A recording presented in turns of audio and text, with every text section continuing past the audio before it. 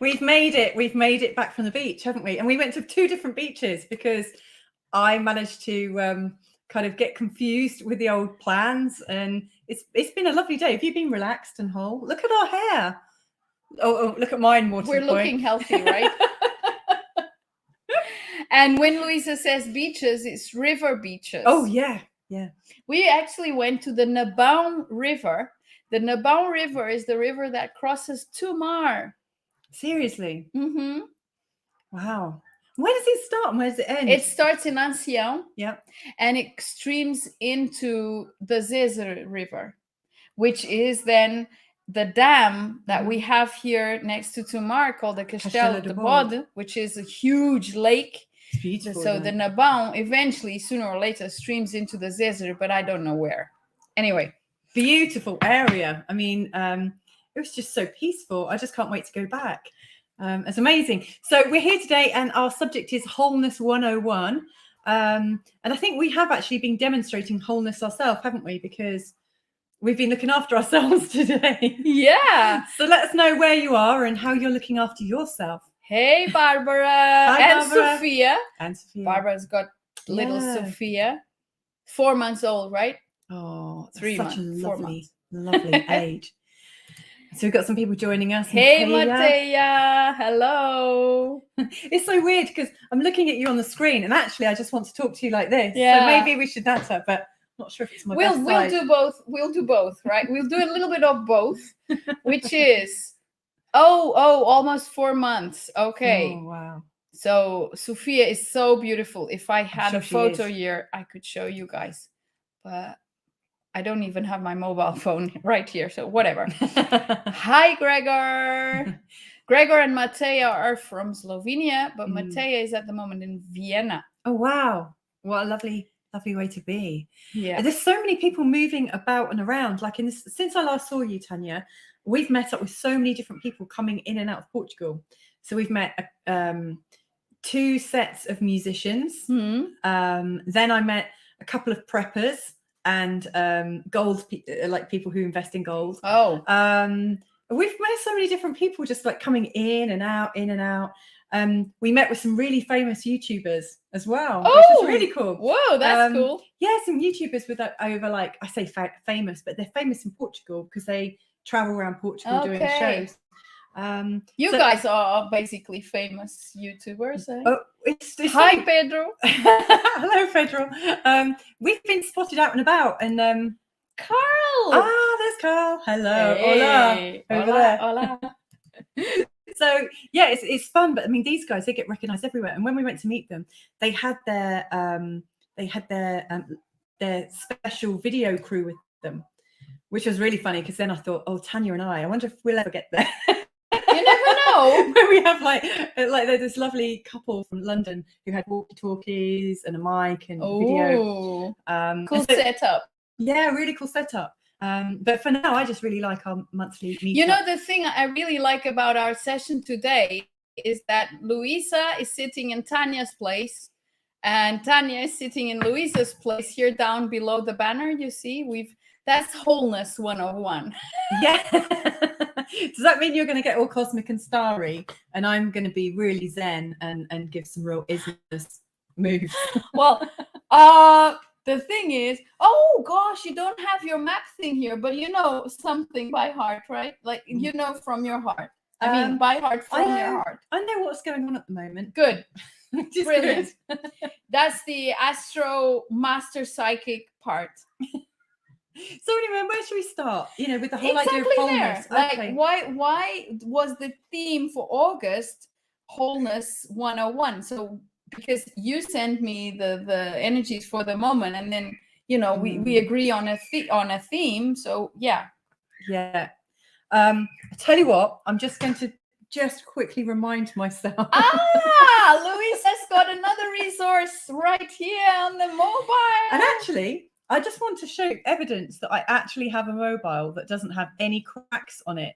And I'm hoping it stays like that for a long time. But ever since I've been in Portugal, I've had a cracked phone. And so I've literally just got a new one with Wholeness 101. It is actually in a whole state. Right, let's just get. I know that there was a reason why, and I think it's partly because of the Leo energy, the warmth of the sun, and the expressiveness. Like the Leo energy is very much related to the fifth house in astrology, and the fifth house is about us expressing ourselves and sort of giving birth to ourselves, and it's very innocent, it's very playful. It's almost a state, like I always compare things, as you know, to states of development in childcare. And so like at the Leo stage in the fifth house, really what we're seeing is children expressing themselves freely without insecurity. And so this is the place. Spot on. Yeah. So we're in the month where we should be expressing ourselves without insecurity and really understanding where we're getting triggered, so we can just let it go, because actually it's much nicer energy just to be at peace and to recognize where our peace is and to go for it. Oh, you make me, the way you looked at me then just made me go, oh, I felt like you really heard me. Yeah. Because that's exactly the way I live. Yeah. And it's so much easier. Isn't it? Because I used to be a trigger junkie. I used to be a trigger junkie. I am still in the trigger junkie stage, as you know. So shifting, doesn't take much. But choosing to shift, which is a point. And interestingly enough, you know, the we're holding hands here, by the way.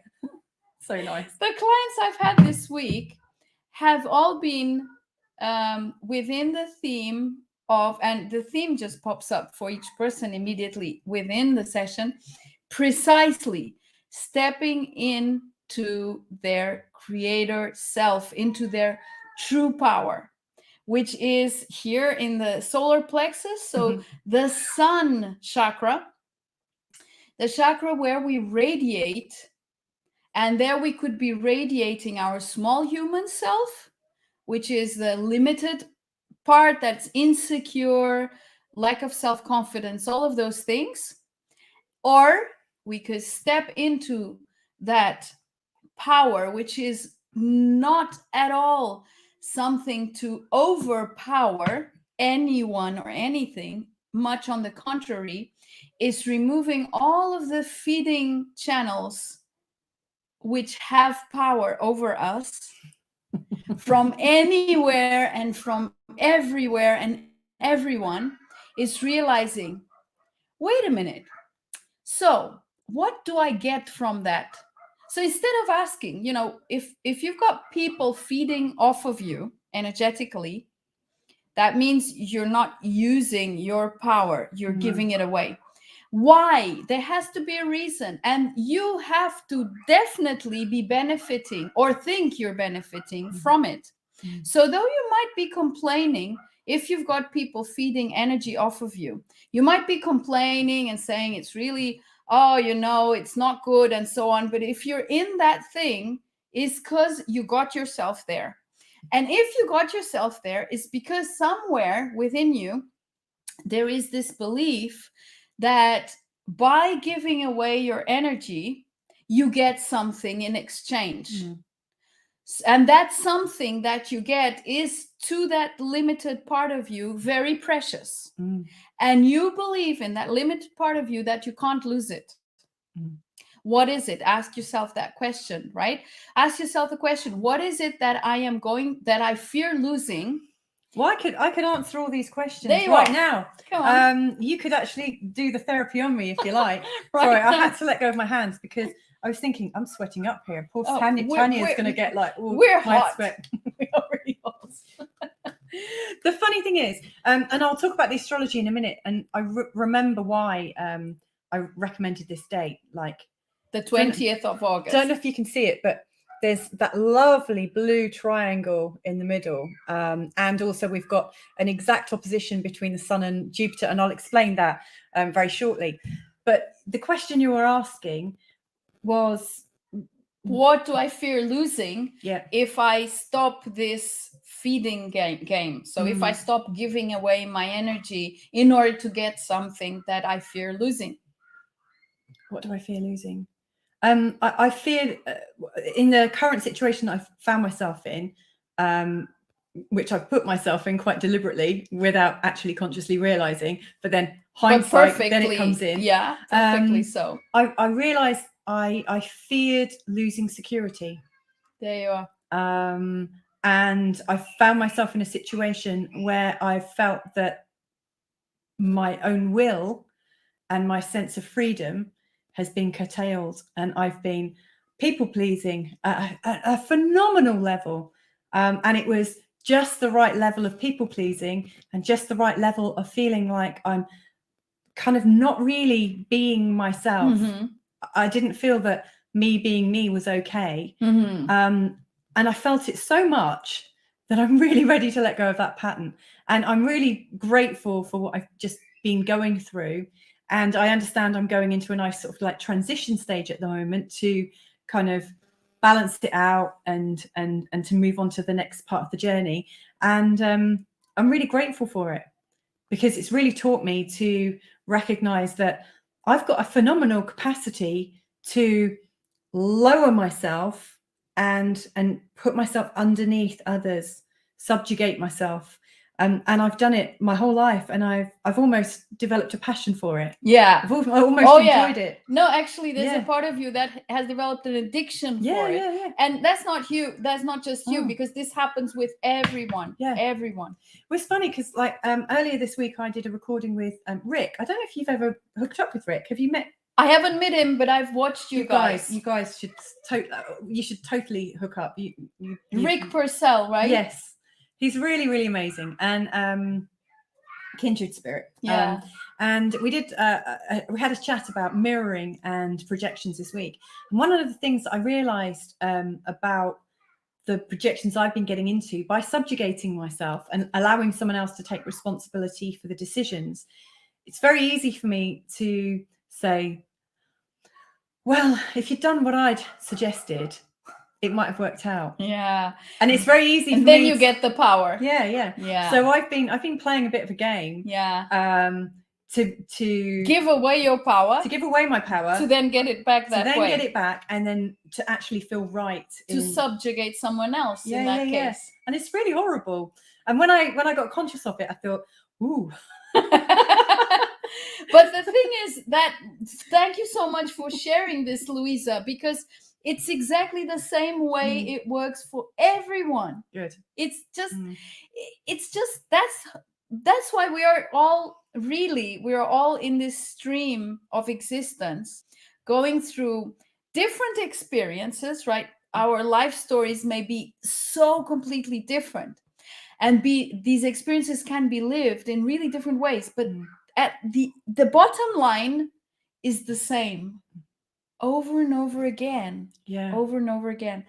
And this is just why this today was, remember, I don't know if you remember last month, we were talking about boundaries and setting clear boundaries, which leads exactly to where we are right now this month, which is, if you weren't setting clear boundaries, or you weren't aware about boundaries, then you would be experiencing, oh my God, wait a minute, this is getting out of hand, this is getting too much, so that you could get to this point now, today, in these 2 weeks or so, this time frame, where the theme has been, are you gonna keep on feeling small and insufficient, unworthy and insecure?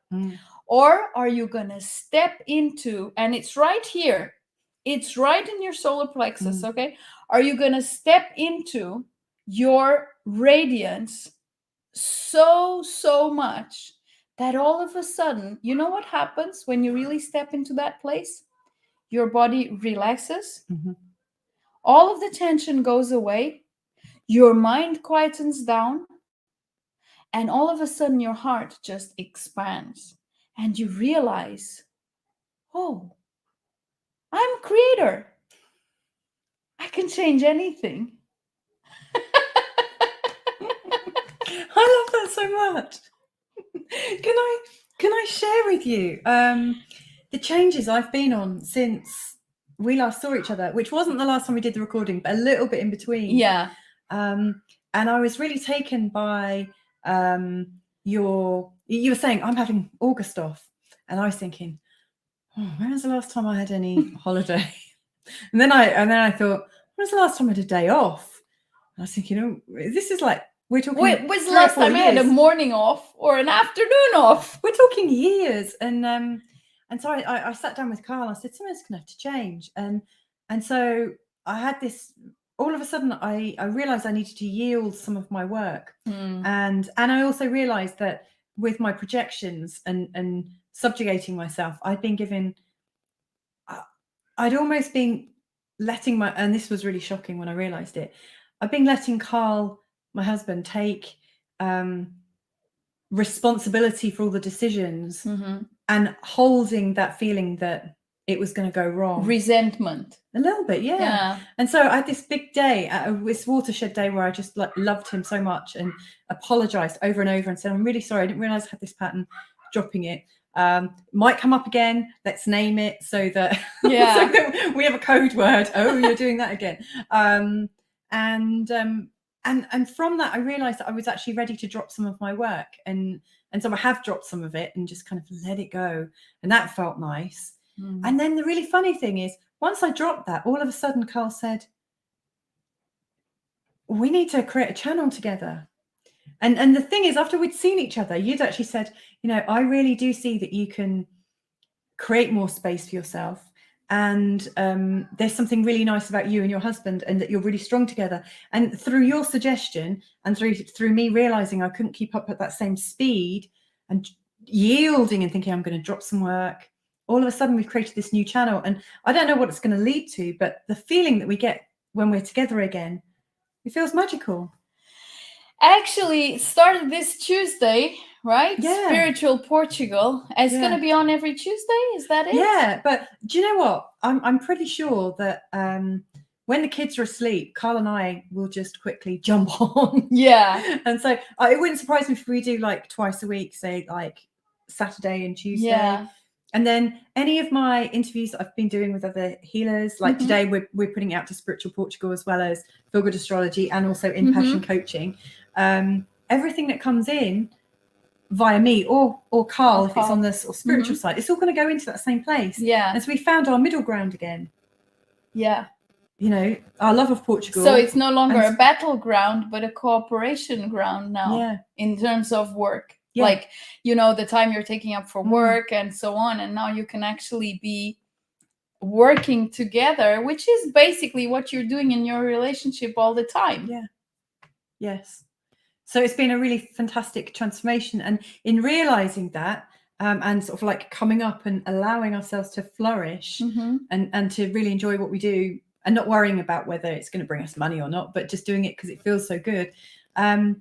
I've been contacted by different people to do interviews, really great people, who I think you're going to love meeting as well. So it's exciting. Yeah. So I really thank you for that. Can you please tell us just share a little bit about what Spiritual Portugal is? Yeah, sure.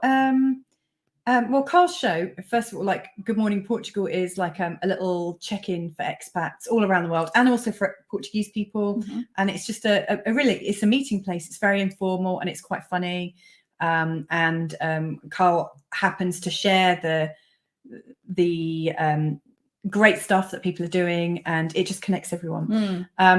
But it doesn't really create a space for spirituality or for people to talk more about philosophies and beliefs. And I realized that when we moved here, we didn't know where we might get our organic food from, or where we might get herbs from and things like that, or where we might get some shiatsu, or much about the Portuguese spirituality. And so we thought, you know, in our lifestyle, I like interviewing people who are healers and transformers and things like that, as does Carl. We both have a lovely interest in people who are doing great projects that benefit the world in some way, in particular in Portugal. And it means when we go out on little visits and tours, we can do little videos of where we find a moment of peace and bliss. So it's less about being and all kind of spiritual and everything. We'll probably ridicule that a little bit, because I think people do take themselves a bit seriously. It'll be fun. And we just want it to be a practical place. Being that which you are, which is a spiritual being in a physical body, having human experiences. That's exactly what it is. And we did a pilot show literally just to test the technology, and it was really good fun. And then we did our actual launch show, and we had a really good flow of people in the chat room, and so I think it's really going to be their channel, and so I think it's just going to develop more like a sort of chat show without being too rational. Like an intuitive chat show is probably and making fun of like formal spirituality is also great, because it lightens things up, because then it just, otherwise it becomes just one more limited human thing that puts things in boxes. Yeah, definitely. And so, you know, we just want to create a space where people can be lighthearted. And in fact, Carl, because he loves words, he said making light work of light work. Yeah, which I thought was good. Yeah, it's a really nice phrase there. Yeah, loved it. He's really good with, like, if ever you need a catchphrase, ask Carl, he'll find it. So that's how we've been kind of moving towards wholeness in this month. Yeah. What about you? Because me, what I've been so I've done something actually quite opposite. yeah, it's true. It's interesting, isn't it? And how everything serves us within wherever we are and the opportunities we have. And I chose to have a 5-day silence retreat for myself, but I did it at home. So, and where I live, my mom also lives, but she lives on the other side of, so it's 2 places in one. And I just said, hey, Mom, you know, I'm not going anywhere, but I'm going to be in silence from Thursday until Monday. And she just said, oh, no worries. I won't talk to you. It's no problem. That's just fine, you know. And it's so nice that you don't have to sort of, more and more, there's this feeling that wherever I am, whoever is with me, it doesn't matter whether they agree or disagree or whatever, they will respect where I am at, and I will respect wherever whoever is with me is at. And that is such a freedom. It's so peaceful that I don't need to leave my home in order to do that. I decided to stay in silence with myself and do what we do in our retreats. So we provide this for people. Actually, we have the pure silence of business, and also the my own silence retreat, which is a space we create from our own depth of silence, where I also share compassionate breath sessions twice a day. And the rest of the time, and there's also movement, there's Qigong in the morning, and then people and we only do 3-4 people, okay? So it's very select, and people stay in their own rooms and all that. And the rest of the time, each one is with themselves, enjoying nature, writing in their diary, but there is no mobile phone, no TV, no reading, nothing, no internet, just being there in silence. So I chose to, you know, because I love it so much, and I provide it for other people, said, yeah, you know, I'm going to do it for myself, because this is something I absolutely love. And I did. And I'm going to do it every month, actually, for myself. Wow. For myself, because, oh gosh, it's such bliss. Because I love silence so much, because I'm in silence within me. So my mind is not noisy. I don't have all of these thoughts running through all the time. And, you know, I don't have noise inside of myself. So giving myself the opportunity to be in that silence that I am in without having to communicate with anyone is just, it opens up such a much more expanded clarity that I can provide also for anyone who I am with afterwards, you know. So, you know, when I am with a client or providing a retreat, following weekend, which was this last one, we did have the Impassioned Breath weekend. And the thing is, then what we can provide is upgraded, you know, because we're coming from such a space of self-love and self-care, such a space where we just feel blissed out, that's all we have to offer. So whoever then is with us cannot not feel that. And through feeling that in us, can definitely connect easily with that in themselves. And once someone connects with that, even if it's just once, then you will want to go back there. I mean, then you'll know this is what I want. That's how it happens. And so I said, and the thing is, it was so easy. I'm telling you guys, I'm just whoa. Like, as I said, so my mom was around, but we don't live in the same house, but we live in the same garden, the same, no issues whatsoever. And then, like, when I switched on everything on at midday on Monday, I didn't have all sorts of messages and emails and stuff flooding my background, because I had said before, so I provided myself that space and I announced it publicly, and people did respect that. So that means that when I opened my email boxes, they were pretty normal, like as if I hadn't seen the email for a day. And even the message boxes, everything was just so simple, like nothing was clogged up. I didn't have to spend ages responding to people, anything. And that just goes to show that it's not about others.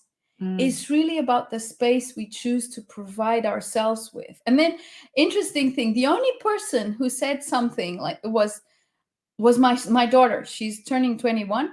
She said, "Oh, Mom, and what if I need you?" She's turning 21. Bless her.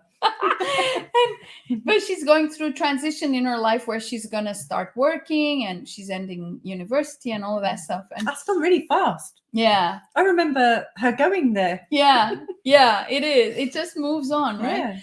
And she was like, what if I need you? And I just laughed. She's got her dad. She has my mom. She has other people, friends, etc. She, of course, would not need me at all. I mean, and us realizing that we are not essential, that if we remove ourselves completely, the world keeps on going on, everything gets solved. And that is just so precious, and it really changes our approach more and more and more, because we realize that all is well in all of creation, whatever. And then when I switched on everything, then afterwards I had a message from her. "Oh, Mom, I really needed to talk to you." And so something had happened. It doesn't really matter. And she wanted to share the drama with me. So I'm pretty happy that I had my phone up, because then when I called her, the drama had finished. I love that so much. I really, there's so much I want to learn about your experience there. First of all, when you said there was like no communications, there's like no nothing, phone, no nothing, no internet, nothing. I was thinking, like, if I was imagining how that would be if I did that, and I was thinking, oh, so you'd really tune into the sound of your own voice. And of course you didn't, because you're in silent inside. It's in there already. But for me, I'm not there. And so I was thinking, oh my God, it'd be a real racket with all these, like, initially. Yeah, you must get very conscious of just how cluttered and crazy your mind That's is. what happened when people come to do these retreats. The first day and a half, that's what's happening. It's like, oh. Yeah. And then at some point there is a shift, because the invitation is constantly stay in compassion, like completely receptive. Don't run away from anything. Don't try and shut out anything. Don't try and deny any thoughts. Nothing. Just stay. Just stay. And then at some point there's this shift where people just land into that peacefulness, and the racket ends. Yeah. And that happens over and over again. That's why I'm sharing it. I mean, I've seen it happen with everyone who comes to do the silence retreats. So that's just the way it happens. It's giving yourself enough time for that shift to happen. And once it's happened once, even then, if you go into your regular life afterwards, and at some point the record comes again, you'll know what to do. Yeah. You just know that there's nothing to do. There's just allow it, not focus on it. It's just like pain. You know, if you have pain somewhere and you focus on the pain and you keep on saying, oh my God, this hurts so much, it will hurt more. Now, it's not ignoring that the pain is there, but it's shifting your attention to just being present to it. And being present to the pain is not the same as being in it. And then it shifts. And then all of a sudden it's not so painful. And then all of a sudden you're just accepting that all things pass. That is like a major thing to put up everywhere if you don't already know that. This too shall pass. Yeah. And it's true. So this pain shall pass as well. And you don't need to accelerate its passing. You don't need to pretend it's not there, but you don't need to fix it either. So one thing is being aware of why it's there. So whatever reason, doesn't matter. Not getting tangled in the story that comes up that you feel. You realize there's a story there. Okay. You sit with it. You embrace it. You choose. Are you going to keep on going with the story that created that pain? If not, be grateful for the pain brought you that notion. And this can be a physical pain, can also be an emotional pain. Yeah. Right? Just be with it. So in these silence moments, that's the gift, is to be able to be so present that your presence at some point radiates so strongly that it just, it's like a sun, you know? It just shifts everything. Yeah. It's just. Yes, I feel that is absolutely true. As you said that, I just really felt the truth of it. And you can do it like half a day or a day, but of course, then you feel the shift easier if you give yourself at least 2 or 3 days. It's easier to really shift. So, I mean, it's I've been really thinking about what we put in our bodies, and also the correlation with what we put in our minds as well. And so I've been doing a bit of a water, like not a water cleanse, but I've been drinking a lot more water than usual, and just thinking, I think I'm gonna, I don't know, just really sort of eat very simply for a while. But I was thinking, well, if I'm eating simply, I should probably be thinking and feeling simply as well. Yeah, that's the point. What's the point otherwise? Yeah, because I usually say, it's not really about what we eat. It's about how we are inside of ourselves. Of course, then what you eat will make a difference, obviously. I mean, if you're really in need of a detox, if you're feeling full of emotional toxins, whatever, of course, changing what you eat for a while and really getting all of that cleansed out will help to cleanse the thoughts as well, because it's all in correlation. Well, I noticed I was drinking a lot of water and eating raw just for a couple of days, but then carried on drinking a lot more water than usual. And I noticed that I was getting emotional and something was releasing, or like almost like I was rehydrating, and all of a sudden these stale, stuck emotions were coming. Something was coming up for me. Yeah. And so that's also been going on in this month, where I've been realizing that I've been putting myself down, allowing myself to be down. And there's something coming up for me. It's magical how it all happens. And it's funny because there's so much I want to touch on actually with what you've shared. Actually, one thing I'm going to share it right now. When you were saying about your daughter, like, what if I need you, Mum? And when you said, nobody should need another person, the world will keep on spinning. And a lot of people fear for their lives, don't they? And they Mm. fear like, oh, what happens if I die? And my only real fear, I'm not really afraid of the thought of dying. Mhm. I actually think it would bring quite a lot of peace, actually. It's almost like, oh, there's my holiday. Not that I'm inviting it, but I've had like that sort of feeling of that near-death experience.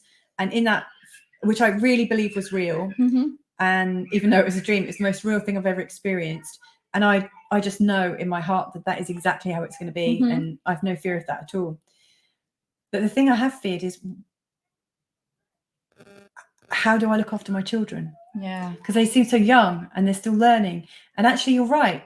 If I'm not meant to be in their life, the world will still go on. Oh yeah, and someone that can care for them, etc. I mean, they would have my husband anyway. You know, Yeah. I mean, hopefully we don't both go at the same time. But Yeah. And they will have chosen that experience if it comes to pass. Also, it's important to be aware of these things that, you know, interestingly enough, the other day, Pedro was reading someone's map, and this guy has never met his dad.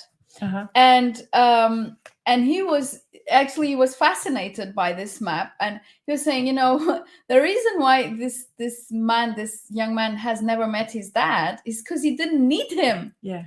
This person was not necessary in his life, and he is such a perfect example of a balanced masculine. Yeah. And though he never had that father figure, which would be the example, he is that himself. Yeah.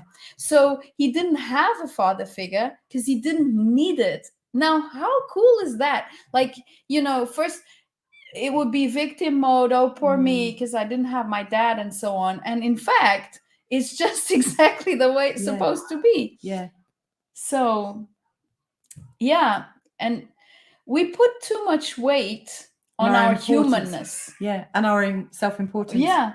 Because that's the human part, pretending to be so essential. Yeah.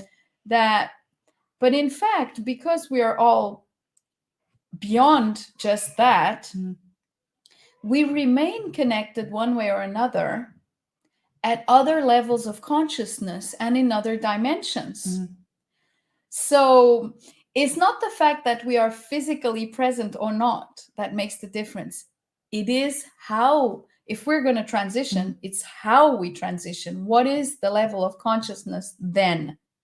And that will make a difference in the lives of whoever, if it's small children that are left without their parents, whatever, that will make the difference for sure. So, well, yeah, I mean, half the time, I mean, like, we're not always that present in our actual real life, are we? Yeah. So, like, you know, worrying, oh, I might not be there for them. I might not be there anyway. Yeah. You know, I do many my best, times, but... and many times for most parents, that is the case. Yeah. Actually, is that, and this is, I know it may seem a little bit harsh, but in modern days, you know, with life where both parents have to work and go out of home and get the kids to school and leave them there for so many hours. And then if people living in big cities have to then arrive home late and the other day leave home early, they're not there anyway. But there are other people that are there. Yeah, their kids grow up and they're pretty sane, you know. It's like things are just the way they are. Yeah. And if we remember, like, community wise, even within our scope of memory, like not so long ago, kids used to be brought up by the village or by, you know, it's not only the parents, it's the grandparents and the aunts and the uncles and the friends. It's the whole community. Exactly. That's one of the things I like about Portugal, actually, is how, I mean, we had this lovely babysitter and she was part of a really big family. And, you know, when her grandmother needed to go to hospital, she would take her grandmother. You know, she would go and get shopping and be getting the shopping for her aunts, and she'd know about her nephew being ill. And, you know, they're so tightly knit. It's beautiful. And before I met Carl, I was really fortunate enough to live in Bali for a while. And I was living in a small apartment on a Balinese compound. So there's like 3 generations of family living on a sort of like mini gated family community. And they rented out a little space to me. And so I got to see how it was. And the children weren't put down. Like the that babies were held. If it wasn't the mum, it might be the aunt, it might be a cousin, and often anyone gives them milk. It's not the mum. It was so lovely. So they got everything they needed, all of the love, everything. Totally. Yeah, they absolutely did. And but the kids were always carried. They were never put down. They were revered as little gods. Like they've still got that energy. Because I do think when new ones come through, they bring a little bit of infinity with them, don't they? Even though like we are all infinite beings, we forget about that. But when the babies come through, we see that infinity kind of wrapped around them. It's, they're like fresh from the mystery, especially in the first months. Yeah. Interestingly enough, my daughter who said that, what am I gonna do, you're not gonna be there, she had me as a mom, and her dad was always very present in her life, always. And then his mom was the second mom, so she was always there. And then there's still my mom, and so she's never had a lack of being held and taken care of by anyone. And even in the day, back in the day where I used to work like crazy, she always had a mom. No, if it wasn't me, it was someone else. And the dad. And everyone that she needed was always there. And that was a big realization for me. And because many times moms, this is a compulsion that moms have to grow out of, which is, I wonder if I'm being a good mom. It's this compulsive feeling of lack of self-worth. It's just like in any other area. Then of course it shows up as a mom, but it could show up anywhere. It's just that lack of self-worth. And so am I being a good mom? And it's always that nagging guilty thing there, and the guilt doesn't serve any purpose at all other than reminding us of our smallness. Because if we are all whole, therefore God also, including our kids, they will have whoever they need to have in their lives, because they've also put that in place. They're not incapable. They're creating their reality as they go. And everything is provided. But we just use that game of, I wonder if I'm being a good mom. Or maybe I'm not being a good mom. And then feeling guilty. And then doing, again, that game of giving away your power in order to receive appreciation, etc., etc. Many times parents give their kids anything and everything they want just because they want to be considered the best parents in the world and receive a badge. Or just to shut them up. For a few minutes. Which never works. Exactly. Works for 30 seconds and then it's like, Mom, I want more. And this, I'm sharing this because even for whoever's watching that has no kids, doesn't matter, because this happens in all relationships. Yes, it does. It happens in relationships that could be husband and wife, girlfriend and boyfriend, or boyfriends and girlfriends, whatever.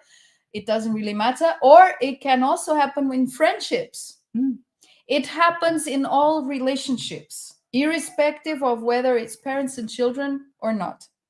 So this is why it's so relevant to tap into that underlying sense of unworthiness, which always gets us into that game of trying to be worthy. And then trying to be worthy is always giving away your power. Because I repeat this so often, but I'm going to say again, how can God, that's you, okay? So you're an emanation of source, not be worthy? I mean, it's just nonsense. Makes no sense. Exact nonsense. No sense. Yeah. Oh my God, yes, it makes no sense. Yeah. So this is so fantastic. Yeah. And so really we get ourselves into I feel like I'm having a session that's uniquely bespoke for me.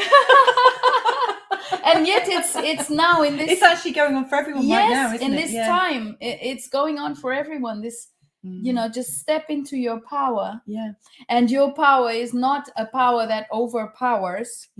actually it removes the need to be in control, because that's the big thing here. That's the big issue here. It is control. How do we? Yeah. Right. Speaking of, let me just. I'll look at the map. Yeah. Yeah. Because that's what you were gonna. Yeah, because there's so much of what we've been talking about. Oops, I've just messed that up. But so much of what we've been talking. Again. Yeah, definitely. So much of what we've been talking about is really relevant right now. Yeah. Ah, there it is. So what I liked about today's astrology, first of all, was the opposition between the Sun and Jupiter. So if you think the Sun kind of represents our ego, and then Jupiter shows kinds of highlights everything. Jupiter expands, and it can be joyful and hopeful. If you think of that sort of expansion energy, it's great. When we're on the way up, Jupiter's very helpful. Now, if we're on the way down, I've also noticed that Jupiter expands on all the things we don't want to be aware of. And so that's, kind of interesting. And so with the opposition between the Sun and Jupiter, we've got the sense of our ego and who we are being really emphasized in our projections of other people. Like, anything that falls in opposition to the Sun is not us. It's not our ego. It is therefore everything that we're projecting onto everybody else, and everything that other people are projecting onto us. It's everything which is basically your ego. Yeah. So interesting. So it's a real conundrum. And Jupiter's energy, like if you're very comfortable with what's going on in your ego, and you can maybe get triggered, but then have the presence of mind to say, oh, I'm being triggered, then you can actually use it to sort of like work through it. And Jupiter's very helpful. If you're putting a bit of effort in and you're kind of joyful and hopeful and have a bit of humor about it, Jupiter will show you the way to give you the wisdom. Absolutely. And if not, then Jupiter's going to really highlight, and these situations are likely to kind of get out of control. It's also a time when we might not be very present in our ego, not in our ego, but we might make choices that aren't very useful, like go over the top with drink or drugs or party or anything to get us outside of ourselves. So it's a perfect time for an illicit shag, hook up somewhere, where you just like act out of character and go over the top, and then later go, ooh. It's like Hangover City. So there's that energy going on. But I still think it's quite interesting because that energy is around, in particular at the full moon, which is in a couple of days' time on the 22nd. Oh, Sunday. Yeah. And so that energy is playing into the full moon. And the moon is going to be in a conjunction with Jupiter in opposition to the Sun. In fact, I've got the moon and Jupiter together in my your chart. Yeah, so it's really relevant to me. Now, today we've got this lovely triangle that you might be able to see. The blue one. Yeah, that I can't really do it with my fingers because I'm doing it backwards. But the trine energy is I think, it shows us where things are easy for us, when there's flow and where we might have breakthroughs. And we've got this really strong one between Venus, the moon. I mean, that will change because the moon moves quite fast, but Venus and Saturn, and then Ceres, dwarf planet Ceres. And they're all in the air signs. So it's very much about our intellect and how we process things. It's very cerebral, a bit rational at times. But Venus, we've got the loving flow and generosity and our need for compassion, or our desire for compassion and collaboration. It's in the sign of Libra. That's another thing that's good about this, is Venus is in its own sign, in her own sign. So she's at her best right now. And she's in a really useful position with Saturn. Now, Saturn often represents the man, the dad, the responsible, the I guess all the CEOs, maybe not the CEOs, the vice presidents, like the next line down, not the visionaries, but the ones doing the management. So your middle managers and parents, your head of schools and your police officers and things like that. So it's kind of like a managing energy, and it can be invasive, but it also can be useful. And so what I'm seeing here is that we've got a loving discipline that we can use with ourselves. And then we've got dwarf planet Ceres in the other triangle. Now, dwarf planet Ceres is very much about nurturing and mothering. So we've got the mother and the father in a really lovely balance with compassion and flow. Oh, and that's why we're talking about children. Yeah, no doubt. And we've got the moon in there as well, which connects us to our ever-flowing emotions. So we've got our egos, but we've also got our emotions and our instincts, which form our behaviors. So there's this kind of mother-father thing. And Ceres is quite controlling in her own way too. I mean, she's Mother Nature. She rules. I mean, she's also known as Demeter, but she rules the cycles and the seasons. She knows which tree is going to fruit at what time. She knows when a species is dying out and when one's coming up, because she feels it all. So she is like the divine mother. So you got the divine mother and then the kind of father, you know, and Venus kind of connecting it. It's got a really lovely feel. And there's another trine occurring right now. So we've got Mars and Mercury, which is really interesting that we've got Mars and Mercury. So Mercury's in its own sign as well. So we've got the Sun in Leo in its own sign. We've got Mercury in Virgo in its own sign. We've got Venus in Libra in its own sign. And so these planets are at their best right now. So Mercury is how we think and how we process information. We've got Mars in a conjunction with it. So we're a lot more straightforward in our communication. We might be too forward, but maybe things can get opened up. More clarity and honesty. Yeah, definitely. So there is this desire to connect more. There's this desire to think and work things out. Maybe what's going on right now is opening us up to really checking out where we're going wrong or where we're going right, you know, like where we're noticing our patterns and how they're getting the better of us. Yeah. And we've got an opportunity to see things from a new perspective. So I really like that.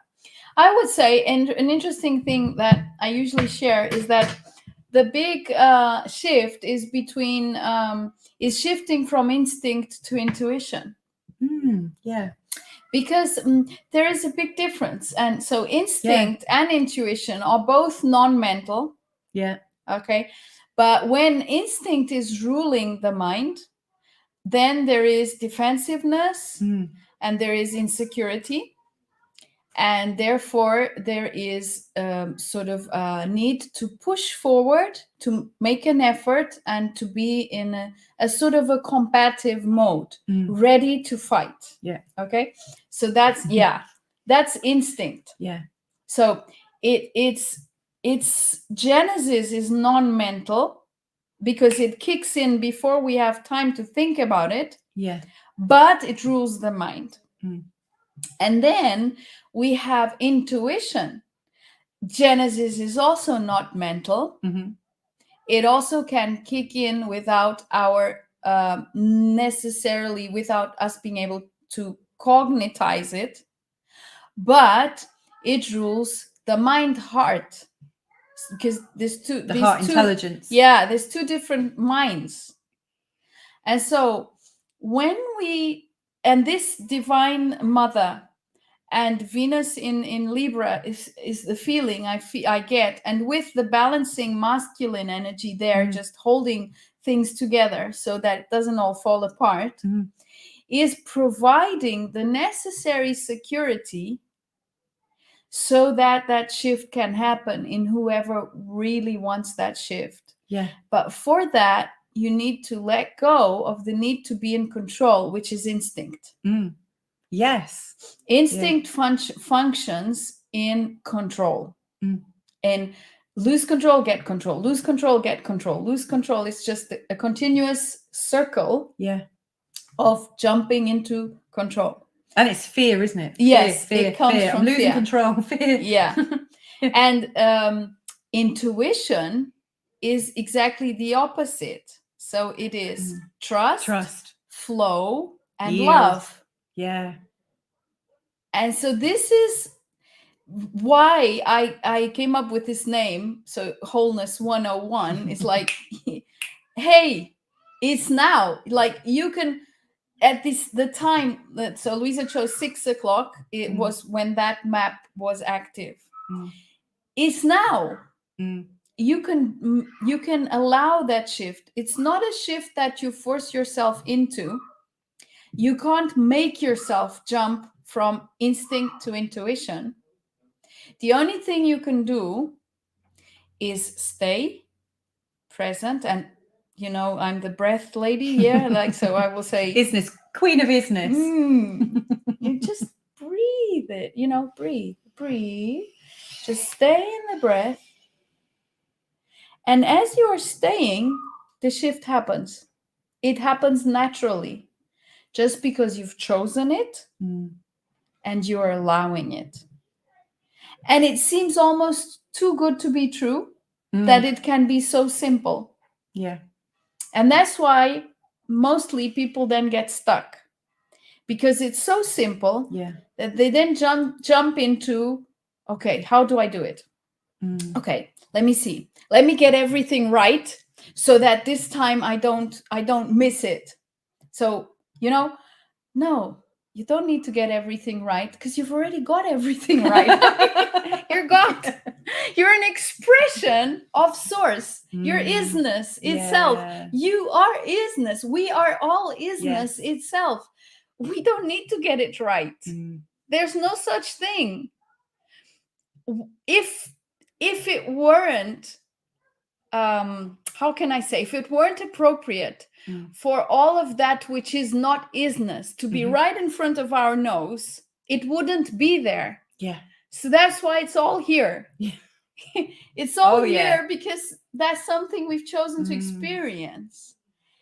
And that's why the shift is so simple, because the only thing to do is to stay where the isness is, which is right here, right now. That's it. That's where the shift happens. Isn't it fantastic that it can be so simple and that we've been going around in circles for centuries? Yes. I've got so much to add to that. I really do. Not that it needed anything adding to it, but isn't that funny? Isn't that funny how we overcomplicate things? First thing I just want to do quickly is just acknowledge some of the people. Have I just turned your mouse the wrong way? Yeah, now it's right. Okay. So we've had quite a few hellos. Joanna's also joined us. She said, hello. We've also got Kimberly Jones. Hey, Kimberly! Did you know Kimberly? When we were in that meditation thing that you created, Kimberly was part of it. Kimberly's a great friend in Devon in the UK. And yes, she said, a chat about feminine and isness, right up my street. Lovely to see you both. So thank you for joining us. Thank you for joining. Yeah. I think you two would probably hit it off and could create some amazing magic. Yeah, well, I'm up for that, Kimberly. Well, Kimberly talks about awakening and helps people through the transition. The transition that you went through. That's what Kimberly does. About simplicity. I watched an interview a while ago. Oh, and we got Bob Yonker here as well. So, hey, Doris. Oh, and Doris. Sorry, hi, hello. Doris. And Bob Yonker from the Good Morning Portugal. Team. Bob and Karen. They've just moved over from the States over to Portugal, and they're currently in the Alentejo. Oh, okay. And they're loving it. Lovely place. Yeah. Bob creates spiritual music. So he creates healing tracks. So if you give somebody a name, like if you give him a name of something that you want to do, for him to create some music, he will tune in and create a beautiful piece of music. I can feel it. Yeah. So Bob, I'll get back to you. So we've got all these talented and beautiful people around us. But I watched an interview a while ago on a channel I don't always follow, but the title got me, and it was something like How to Heal Every Condition, something like that. And I watched it and I shared it on my page, and the guy who was talking, his name was Robert Jardine. Oh, you mentioned him in the Spiritual Portugal program. And I bought one of the books off Amazon that he was recommending, or he wasn't recommending this one, but it was to do with the same subject. And I bought it, and I'd had this on-off water infection. And so I started to apply some of the logic behind it. And the crux of the matter is, he's researched the work of a German researcher, Dr. Hamer, and Dr. Hamer's work. Our homeopath spoke about him in the Higher Self Expo. Really? Oh wow! Well, there you go. And Dr. Homer, he looked at the brain scans of people, and he noticed that anyone that had some kind of persistent illness, they had some kind of brain trigger or a switch in the brain that turned on at the time of a trauma, and the switch going off in their head has created an illness. Yeah, disease in the body. Yes. And so he's been interviewed by quite a few different channels, and he noticed my post on Facebook because we've got a mutual friend. And you're going to interview him, right? Yes. This week, yes, isn't it? On Tuesday at 2:30. Oh boy. And so and how do you heal anything? What does he share? you need to get to the cause of the original shock. There you are.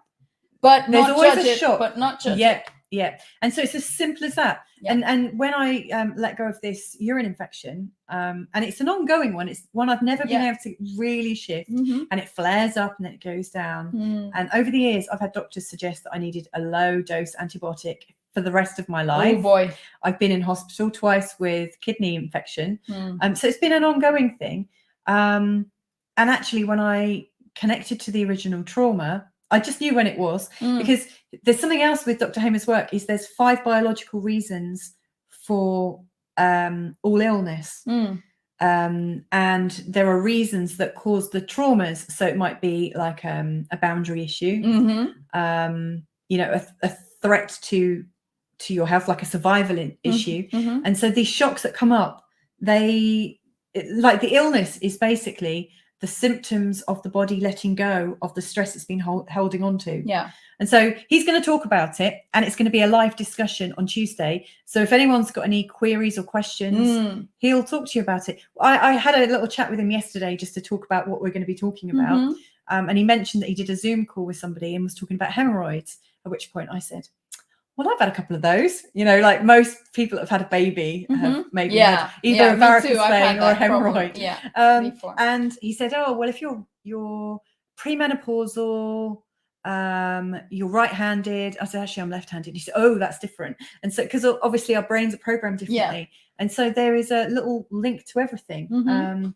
So I'll let you know on the hemorrhoids as well. It's also, what's the lady's name? Oh gosh, now the name has gone. The lady who works on, who has shared a huge body of work on the metaphysics of health, Lise Bourbeau, also points out those five different reasons why there can be trauma in the body, which is always related to a trigger point. And the thing is, connecting to that trigger point is so simple with breath. If you remain in your breath, in silence and without judgment. So compassion. That's the essence of compassion. Just remain and allow it to show itself. If you don't have a preconceived idea of what it's going to be like to tap into that trauma, the trauma can come out. But if you do have a preconceived idea that has to be something hurtful or bad or whatever, then you won't be able to tap into it. So just stay here. If you have had an idea that there is a trauma there, you are ready to look at it. Otherwise, you wouldn't have had that notion. Absolutely. As simple as that. So just allow it, just allow it. Really just stay and allow it to come to you. And when it comes to you, don't run away. Don't try and fix it. You can't fix it. It's already happened. And it's not there anymore. That's the amazing thing. So that's why you can just hold it and let it dissolve, because it's not there anymore. It's not happening anymore. But as long as we have a judgment about it, that it's going to be hurtful, bad, difficult, whatever, it will just keep on playing the game that you want to play. Well, there's a huge impact actually that I'm hoping to explore with him, because most people have been living in shock for the last couple of years. Basically, all humans have a level of that. If shock is creating illness, what's going to be the outcome of what's been going on recently? Actually, I would say shock. Collective awakening. I hope so as well. Because collective shock is something that is so painful that it triggers basically, I can't take this anymore. Yeah. There, I'm letting go of it all. yes, and that's where you let go of the rock that's keep you drowning down in the river bed, and then you swim up and you take that deep breath. Okay, I'm free. Yes. You know, we got more comments flowing so in. we've got Doris saying here, you touched all my senses and my today's turmoil. Oh, right, that's okay, beautiful. Doris has been going through huge physical shift, which is actually amazing. And we've got here, hi Ida. Hi Ida. And we've got Kimberly. Yes, it's just an energy in the body field that needs loving attention. Yes, absolutely. Just that. Isn't that fantastic? That just with love, yeah, only that you can. Definitely. We've got some new names here that don't normally come up. Samuel Waxman. Hi, Samuel. Hi, Samuel. My son's name is Samuel. How did you hear about us, Samuel? Because I've not seen your name before, and I'm wondering how you found us today. Welcome. Let us know where you're from. We'd love Kimberly. to know. Yeah. Breaking open. Yeah. Yeah, it's like that. We've got Gabby as well. The little tweet, when the chick starts breaking the egg open and coming out. Yeah, it's basically something like that, eh? Well, breaking open can be quite difficult, can't it? Because if that chick doesn't manage to break out, it can't survive. It can't thrive. So there's no other way. So Gabby, I've not seen that name before. Gabby sometimes tunes in. Hi, Gabby. Hey. I don't know where Gabby is from, though. And Gregor. Thank you, Gregor. Thank you. You know what? Gregor, Matea, Tiasha's not here, and Primoz, and Doris, and maybe Eda, who knows, and whoever wants to is going to be coming to Portugal at the end of September. One of your retreats? No. We're just having fun together. Like, oh my goodness, just can I join you for it? Yes, I'd please love do. to. So, just being together and just sharing the bliss of being alive and being able to be together with no other intention but to celebrate each other. Fantastic. Yeah. I'd love that. Well, I think we've kind of come around we've really looked at wholeness. It's interesting because as we entered this, we were talking about our two different, very different months. Gabi, okay. Thank you. We've had two very different months, haven't we? And yet we've both found our way to a different kind of wholeness. I do think I'd like to start with some hola a todos. Hi, Cristina. Hi. I'd love to work in some silence. I might have to start just with a half an hour because I don't think my kids will understand it. Oh, you know what? I would challenge you to remove that ceiling. Okay. Challenge accepted. Right. How many hours am I going to be in silence for? And it doesn't include the evening. Let me know. Let us know. Let us know right now. Give me that challenge. Break that ceiling. I've got a 2-year-old, a 5-year-old, and a 9-year-old. Let me know. And you know what? Challenge. Because love is always the answer. Yeah. And because your kids love you beyond whatever you can even realize. And their souls are with you and your soul. You never know what you're going to manifest when you choose to have that silence. Because you having it for you is having it for the whole family. Challenge accepted. I'm game. Matea, you're going to meet Louisa. I'd love that. That'd be fantastic. We're going to make sure you put it on your calendar. Definitely. Catherine Connon. Kate. We've come to know Kate. She's an Irish lady living in Figueiro. Which one? Figueira da Foz? No. The one near us, near Caldas Terrania. Anyway, in my experience, every cell holds the trauma. I agree with Dr. Hammer's work. Most clients feel the physical and physical realize in their head. I know Kate works. She does her own healing, which comes to her. Actually, it comes to her clients. I've yet to work with Kate, but she said Louisa, come and sit and have one of my sessions. So I'm really looking forward to it. Great. So Kate's a great person. Thank you, Kate. Yeah, thank you so much. And so Samuel says, it's in the Bible. Yeah. I love your comment, Samuel. Love your sense of humor. Yeah, I saw you giggle. You saw that come up, didn't you? Before you said it on the screen. Yeah. I'm in the Bible. I'm that dude. I have other names as well. Wow, what are they? I actually feel hot with your, like, there's a really strong energy in what you've just shared there, Samuel. Oh, yeah. Yes. Funny that we didn't even read that. We just read that together in silence, didn't we? Yeah. We just went really. And everyone else can read it, eh? Yeah.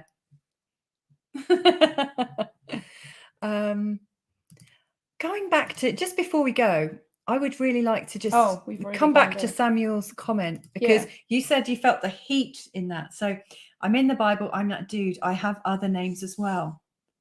What does that mean to us? Like, it really brings a warmth here. To me, it does. Yeah. Very cool. Right, it is probably time that we sign off and send our love to everybody. It's been fun being here together in the same space, eh? It's been really lovely. We got to do it more often. Definitely. Now, we've already done it once at Louisa's place. Now here at my place, and then let's see what happens next month. You know, not only am I welcoming you determining how long I'm going to be silent for as my open challenge, but maybe give us a suggestion as to where you'd like to hear us come from. Let's see if we can have a trip. I would say, you know, somewhere in Portugal. Wait a minute.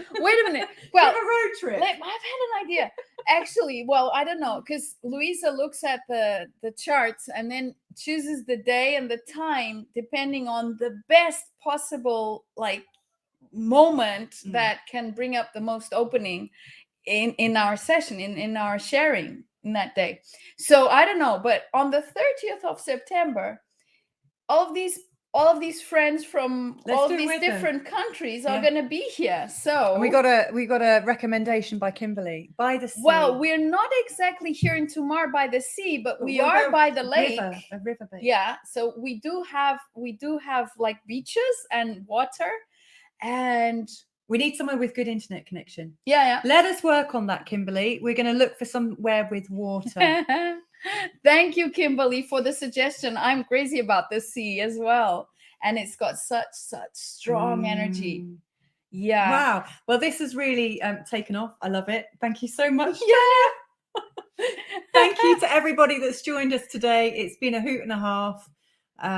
It's been loads of fun being with all of you.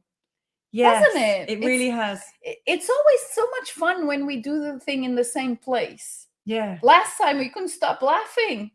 We really did laugh a lot, didn't we? Yes. Okay. Well, I really do have to go, but I love you all. Thank you so much for joining us. I really feel it here to know that, you know, we are actually connecting. We're all connecting, aren't we, around the world? To you, Kimberly. And to all of you, Big hug to you, Kimberly, and to all of you. Warm hug. Check in, and hopefully we'll see you another time in the near future. Thank you, Pedro, Doris, everyone. Bye-bye. Lots of love. Bye-bye. Loads and loads of love and silence in the breath.